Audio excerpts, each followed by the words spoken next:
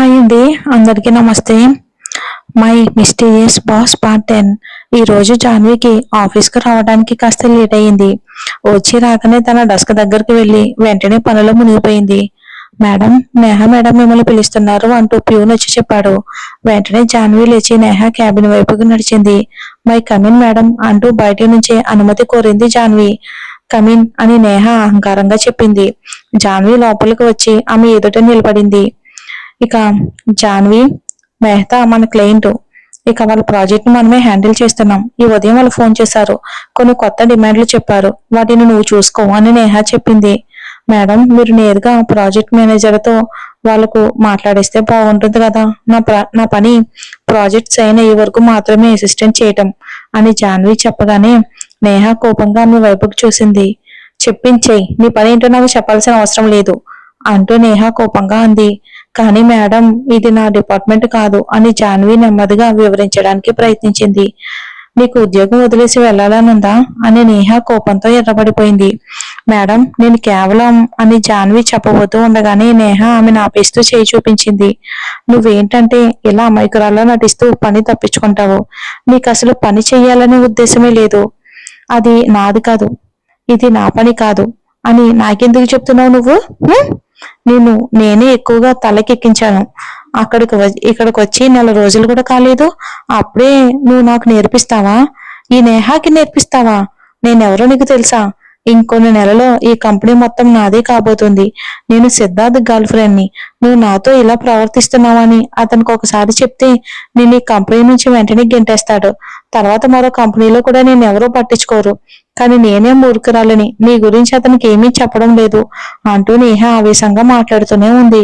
ఆమె నోటి నుంచి వచ్చిన ప్రతి మాట జాన్వి మనసుపై కత్తిలా గుచ్చుకుంటుంది.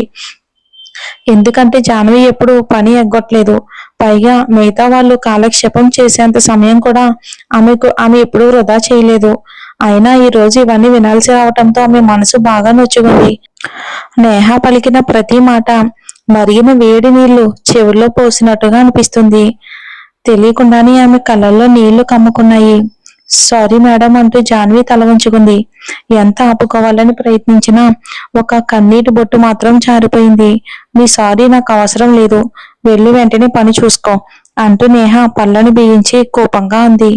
సరే మేడం అని జాన్వి తల వంచుకుని చెప్పి క్యాబిన్ నుండి బయటికి వచ్చింది. కళ్ళ చివర తడిచిన కన్నీళ్లను చేతి వెనుక భాగంతో తుడుచుకుంటూ తన డెస్క్ వైపుకు వేగంగా నడుస్తూ ఉండగా ఒక్కసారిగా ఎవరో ఒకరు గుండెకు బలంగా ఢీకొట్టింది. అయ్యో అంటూ నుదుటిని రుద్దుకుంటూ వెంటనే ఒక అడుగు వెనక్కి వేసి తలెత్తి చూసింది. ఎదురుగా సిద్ధార్థ కోపంగా ఆమెని చూస్తూ నిలబడ్డాడు.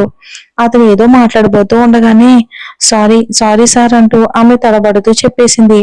అతను ఏదైనా చెప్పేలోపే అతని మాట కూడా వినకుండా వేగంగా అక్కడి నుండి వెళ్ళిపోయింది. సిద్ధార్థ్ వెనక్కి తిరిగి చూసేలోపు ఆమె ఆ ప్రాంతాన్ని దాటేసింది. అసలు నీకేమయ్యింది? కళ్ళు ఎందుకని ఎలా ఉన్నాయి? ఏడ్చిందా ఏంటి? కానీ ఎందుకు? నన్ను అంత బలంగా ఢీకొట్టిందా? తన గుండెకి అంతగా తగిలిందా? లేక ఇంకేదైనా జరిగిందా ఏంటి? ఎందుకు ఏడుస్తుంది అంటూ సిద్ధార్థ్ తన గుండెపై చేయి వేసుకుని అయోమయంగా ఆలోచించాడు. ఎందుకో తెలియదు కానీ అతని మనసులో ఒక తెలియని ఆందోళన మొదలైంది. సిద్ధార్థ్ అని ఎవరో పిలవటంతో అతను ఆలోచన నుంచి బయటకు వచ్చాడు. ముందుకు చూసేసరికి నేహ చిరునవ్వుతో అతని వైపుకు నడుచుకుంటూ వస్తుంది. గుడ్ మార్నింగ్ అంటూ అతను ఎదురుగా నిలబడి నవ్వింది. సిద్ధార్థ్ మాత్రం తన ముఖంలో ఎలాంటి భావం లేకుండా ఆమె వైపుకు చూశాడు. అయినా ఈ ఉదయంలో మంచి ఏముందిలే ఇక అని చెప్పి మెల్లగా ఆమెను దాటుకుని ముందుకు నడిచాడు. కానీ 2 అడుగులు వేసిన తర్వాత ఏదో గుర్తొచ్చినట్టుగా ఒక్కసారిగా ఆగి వెనక్కి తిరిగి నేహ వైపుకు చూశాడు. నేహ కోపంగా ఉన్న వెంటనే పరిగెత్తుకుంటూ వచ్చి అతని ముందే నిలబడింది. నేహ, ఆమెకు ఏమైంది అని సిద్ధార్థ్ చాలా సహజంగా అడుగుతున్నట్టు నటిస్తూ ప్రశ్నించాడు. అది విని నేహ ఒక్కసారిగా ఆశ్చర్యపోయింది. ఎవరికి అని ఆమె అయోమయంగా అడిగింది. ఆ అమ్మాయి ఏడుస్తుందా అని సిద్ధార్థ్ ఆమె పేరు కూడా తెలియనట్టుగా సహజంగా అడిగాడు. ఓ జాన్వీనా? ఆమె చాలా పని తప్పించుకునే అమ్మాయి. ఇప్పుడే నేను ఒక పని చెప్పాను, అది నా పని కాదు అంటుంది. అందుకే కాస్త గట్టిగా మాట్లాడ్డాను. వెంటనే ఏడవడం మొదలు పెట్టింది. సిద్ధార్థ్, ఇలాంటి ఉద్యోగులు మన కంపెనీకి అసలు మంచివారు కాదు. నేను అంటూ నేహ ఇంకా ఏదో చెప్పబోతూ ఉండగా సిద్ధార్థ్ చెయ్యెత్తి ఆమెను ఆపేశాడు. నేహ, నీ పని పూర్తయిందా అని సిద్ధార్థ్ ప్రశాంతంగా అడిగాడు. అవును సిద్ధార్థ్, మీరు అడిగిన ఫైలు మధ్యాహ్నానికి తీసుకొచ్చిస్తాను అని నేహ నవ్వుతూ చెప్పింది. నువ్వు ఇక్కడికి నిజంగానే పని చేయడానికే వస్తావా నేహ, లేక ఊరికి అటు ఇటు తిరగడానికా? ఒక్క పని కూడా సమయానికి పూర్తవడం లేదు. నాకు ఆ ఫైలు ఇప్పుడే కావాలి. కానీ నువ్వు మధ్యాహ్నం అంటున్నావు, ఇదేంటి? మరి నీ కొత్త అసిస్టెంట్ ఆమె ఒక్కసారి కూడా కనిపించలేదు నాకు. అయినా ఇక్కడ అసలు ఏం జరుగుతుంది ఏంటి? ఈ కంపెనీ నీదా? నువ్వు ఏమనుకుంటున్నావు? ఈ కంపెనీకి బాస్ నేనే. అది ఎప్పుడూ నువ్వు గుర్తుపెట్టుకో. నాకు ఇక్కడ పని చేసే వాళ్ళే కావాలి, టైం పాస్ చేసే వాళ్ళు కాదు. ఇంకో గంటలో అన్ని ఫైళ్లు రెడీగా నా టేబుల్ పై ఉండాలి. వెళ్ళు వెళ్ళు, వెంటనే ఆ పని పూర్తి చేయి అని సిద్ధార్థ్ కోపంగా అన్నాడు. నేహ కళ్ళు పెద్దవయ్యాయి. ఒక్క మాట కూడా మాట్లాడలేక అతని వైపుకి చూస్తూ నిలబడిపోయింది. ఐ సెడ్ గో అని ఈసారి సిద్ధార్థ్ గట్టిగా అరిచాడు. ఆ అరుపుతో నేహ ఉలిక్కిపడి స్పృహలోకి వచ్చింది. సరే సరే, ఇప్పుడే వెళ్తాను అని తడబడుతూ చెప్పి వెంటనే అక్కడి నుండి తన క్యాబిన్ లోకి వెళ్ళిపోయింది. ఇక సిద్ధార్థ్ తన కుర్చీలోకి వచ్చి కూర్చున్నాడు. ఎదురుగా చూసిన వెంటనే ఒక్కసారిగా ఆశ్చర్యపోయాడు. జాన్వి తన నుదుటిని రుద్దుకుంటూ కోపంగా తన వైపుకి చూస్తుంది. నువ్వా? ఎప్పుడొచ్చావు? నువ్వు అటు వెళ్ళిపోయావు కదా అని సిద్ధార్థ్ ఆశ్చర్యంగా అడిగాడు. అబ్బా, నొప్పిగా ఉంది అంటూ జాన్వి చిన్నపిల్లల పెదవి బిగించి మళ్ళీ నుదుటిని రుద్దుకుంది. వెంటనే సిద్ధార్థ్ లేచి ఆమె దగ్గరికి వెళ్ళాడు. అయ్యో, అంత బలంగా తగిలిందా? కానీ నువ్వే వచ్చి నన్ను ఢీ కొట్టావు. నీ దృష్టి ఎక్కడో ఉంది. చాలా నొప్పిగా ఉందా అని ఎంతో మృదువుగా అడిగాడు. అతని గొంతులో తెలియని ఆప్యాయత మిదిలింది. జాన్వి మాత్రం అమాయకంగా అతని కళ్ళల్లోకి చూస్తూ నిలబడింది. ఏదో ఒకసారి చూపించు అంటూ సిద్ధార్థ్ ఆమె నుదుటిపై చెయ్యి పెట్టబోయాడు. కానీ మరుసటి క్షణమే జాన్వి అక్కడ లేకపోయింది. సిద్ధార్థ్ ఒక్కసారిగా దిగ్భ్రాంతికి గురయ్యాడు. గబగబా చుట్టూ చూశాడు. క్యాబిన్లో అతను తప్ప ఇంకెవరూ లేరు. ఓ దేవుడా, నాకు భ్రమ కలిగిందా? ఇలాంటి కలలు కూడా వస్తున్నాయా అంటూ సిద్ధార్థ్ భయమయానికి గురయ్యాడు. సిద్ధార్థ్, నువ్వేం చేస్తున్నావు? ఎందుకు ఆమె గురించి ఎలా ఆలోచిస్తున్నావు అని తనలో తానే అనుకుంటూ నుదుటిపై చేయి వేసుకున్నాడు. అతను తలపై చేయి వేసుకుని మళ్ళీ కుర్చీలో కూర్చున్నాడు.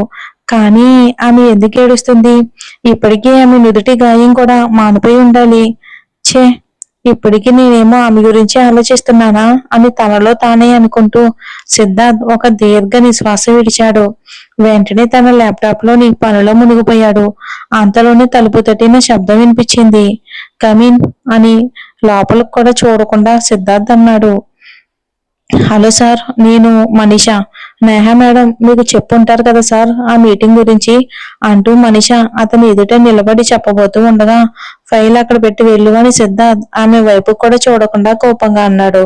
ఆ మాటతో మనీషా మనసు చిన్నపోయింది. ఏమీ మాట్లాడకుండా అక్కడి నుంచి బయటికి వెళ్ళిపోయింది.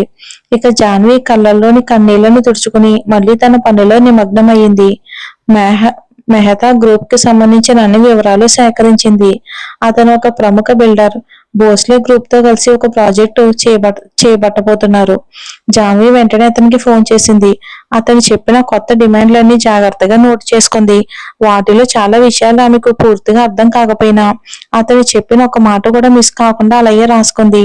ఆ తర్వాత ఆ ఫైల్ తీసుకుని నేహ క్యాబిన్ లోకి వెళ్ళింది. ఈ రోజు మాత్రం నేహ నిజంగానే పనిలో బిజీగా కనిపించింది. అది చూసి జాన్వికి కాస్త ఆశ్చర్యం వేసింది. మేడం, ఇవిగో మెహతా గ్రూప్ చెప్పిన కొత్త డిమాండ్లు అంటూ జాన్వి ఫైల్ ను నేహ ముందు పెట్టింది. వాళ్ళు చెప్పింది మొత్తం సరిగ్గా నోట్ చేసుకున్నావా అని నేహ అడిగింది. అవును మేడం, వాళ్ళు చెప్పినట్టుగానే అన్ని రాశాను.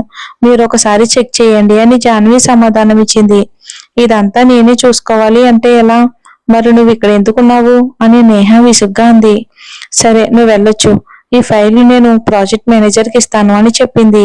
ఇంకా జాన్వి అక్కడ నుండి వెళ్ళిపోయింది. ఆమె బయటకు వెళ్ళగానే నేహ వెంటనే ఒక నెంబర్ కు కాల్ చేసింది. మను, వెంటనే నా క్యాబిన్ కి రాని అంది. కొద్దిసేపటికే మనీషా లోపలికి వచ్చింది. మను, ఈ ఫైల్ చూడు. ఈ మూర్ఖురాలు జాన్వి తయారు చేసింది. మెహతా చెప్పిన కొత్త పాయింట్లు ఇందులో ఉన్నాయి. ఇందులో ఏమైనా మార్పులు చేసి గందరగోళం సృష్టించగలమేమో ఒకసారి చూడు అని నేహ కళ్ళల్లో దుర్మార్గపు మెరుపుతో చెప్పింది. మనీషా ఫైల్ తీసుకుని అందులోని కొన్ని పేజీలు తీసేసి వాటి స్థానంలో కొత్త పేజీలు పెట్టింది. ఎస్, ఇప్పుడు ఆ అమ్మాయి పని అయిపోయినట్టే. వచ్చే నెల డెమో సమయంలో నిజంగానే సిద్ధార్థ్ సార్ ఆమెను కంపెనీ నుంచి బయటికి పంపించేస్తారు అంటూ మనీషా కన్ను కొట్టింది. అది విన్న నేహ కూడా వెంటనే నవ్వుతూ ఆమెతో ఐఫై కొట్టింది. చూద్దాం మరి. ఇంకా అలా ఉండగానే సాయంత్రం అయిపోయింది. జాన్వి తన డస్క్ ను సర్దుకుని హ్యాండ్ బ్యాగ్ తీసుకుని బయటికి వచ్చింది. ఎదురుగా వరుణ్ బైక్ పై ఆమె కోసం ఎదురు చూస్తూ కనిపించాడు. అతన్ని పట్టించుకోకుండా ముందుకు నడిచింది. జాను, ఓసారి ఆగు అంటూ వరుణ్ బైక్ ను ఆమె ముందే ఆపాడు. వరుణ్, నాకు చాలా ఆలస్యం అవుతుంది అని జాన్వి చేతి వాచ్ వైపుకు చూస్తూ అంది. జాను, ప్లీజ్, నీతో మాట్లాడాలి, ఒకసారి రా ప్లీజ్ అని వరుణ్ వేడుకున్నాడు. జాన్వి చుట్టూ ఒకసారి చూసింది.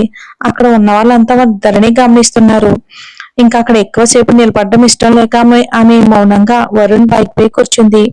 కొద్దిసేపటికి వరుణ్ ఆమెను ఎప్పుడు వెళ్ళి ఆ పార్క్ తీసుకెళ్లాడు. సరే, ఏం చెప్పాలనుకుంటున్నావో తొందరగా చెప్పు అంటూ జాన్వి అక్కడున్న బెంచ్ పై కూర్చుంది. జాను, నిజంగా నన్ను క్షమించు. అంటే నీకు సర్ప్రైజ్ ఇవ్వాలి అనుకున్నాను. అందుకే ముందుగా నీతో చెప్పకుండా నేరుగా మీ ఇంటికి వెళ్ళి పెళ్లి విషయం మాట్లాడ్డాను.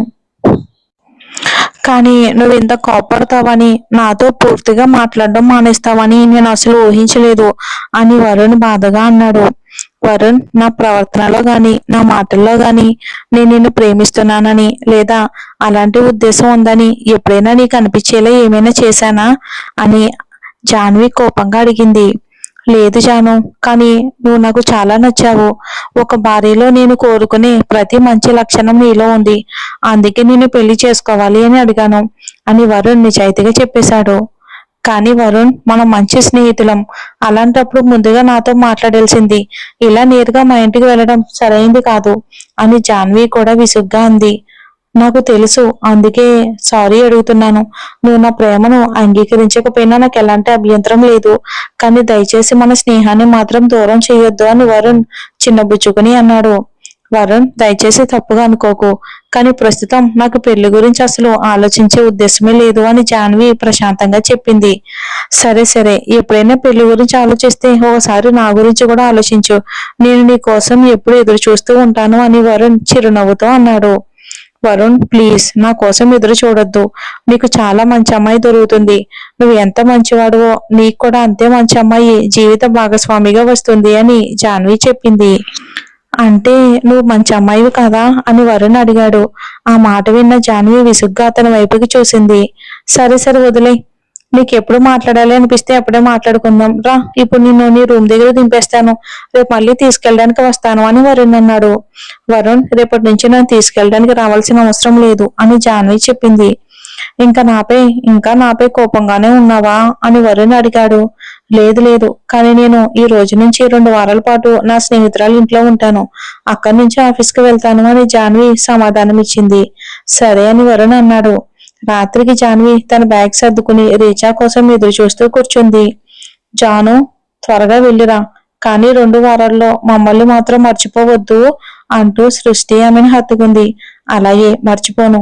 నిజానికి నాకు వెళ్ళాలని లేదు, కానీ రీచా మాత్రం అస్సలు వినటం లేదు అని జాన్వి అంది. వెళ్ళు, బాగా ఎంజాయ్ చేయి. నీ జీవితంలో ఏదైనా కొత్తగా జరుగుద్దేమో చూడు. ఏమో, ఎవరికైనా ప్రత్యేకమైన వ్యక్తి ఎదురవుతాడేమో అంటూ సృష్టి కన్నుగీటింది. నా దురదృష్టం మీద నాకు చాలా నమ్మకం ఉంది. ఇప్పటి వరకు నాకు ఏది కావాలనిపించిందో అది నాకు ఎప్పుడూ దూరం అయ్యింది. నాకు దక్కింది మాత్రం కష్టాలే అని జాన్వి చెప్పగానే ఆమె కళ్ళల్లో నీళ్లు తిరిగాయి. అయ్యో, ఏడుపు. ఒకరోజు నీ అదృష్టం కూడా ఊహించని విధంగా నీకు తోడుగా నిలుస్తుంది అంటూ సృష్టి ఆమెను ఓదార్చింది. ఏమో, కానీ నా వల్ల ఎవరికి ఇబ్బంది కలగకూడదనేదే నా కోరిక అని జాన్వి తన అత్త కోపంతో ఉన్న ముఖాన్ని గుర్తుకు చేసుకుంటూ అంది. అంతలో ఆమె ఫోన్ మోగింది. రీచా ఫోన్ చేసింది. హే జాను, మేము కిందే ఉన్నాం, త్వరగా రా అంటూ రీచా చెప్పి వెంటనే కాల్ కట్ చేసింది. సరే సృష్టి, నేను వెళ్తాను. మిగతా ముగ్గురికి కూడా చెప్పు అని జాన్వి సృష్టికి బాయ్ చెప్పి కిందకి వచ్చి కారులో కూర్చుంది. అప్పటికే కారులో రాహుల్, రీచా కూర్చొని ఉన్నారు. థ్యాంక్ యూ జాన్వి, నువ్వు ఒప్పుకున్నావు కాబట్టి ఇది ఇప్పుడు మా మామయ్య ఇంట్లో ఉండడానికి రెడీ అయ్యింది. లేదంటే దీన్ని ఒంటరిగా ఇంట్లో వదిలేయాల్సి వచ్చేది. అప్పుడు నాకు ఎంత టెన్షన్ ఉండేదో తెలుసా అని రాహుల్ కారు నడుపుతూ అన్నాడు. అయ్యో, నా గురించి చాలా కంగారు పడే వ్యక్తే వచ్చాడే. అయ్యో, నా గురించి చాలా కంగారు పడే వ్యక్తి వచ్చాడే. అంతే ప్రేమ ఉంటే నువ్వు ముంబైలోనే ఉండేవాడివి, ఢిల్లీకి వచ్చి కూర్చునేవాడివి కాదు అంటూ రీచా పెదవి విరిచింది. అయ్యయ్యో జాన్వి, నువ్వే దీనికి చెప్పు. మా డాడీ బిజినెస్ అంతా ఢిల్లీలోనే ఉంది. అందుకే అయితే నేనేం చెయ్యాలి అని రాహుల్ కూడా నవ్వుతూ అడిగాడు. అయితే నువ్వు ముంబైలో కొత్తగా బిజినెస్ మొదలుపెట్టు అని రీచా బొగ్గలు ఉబ్బించుకుని అంది.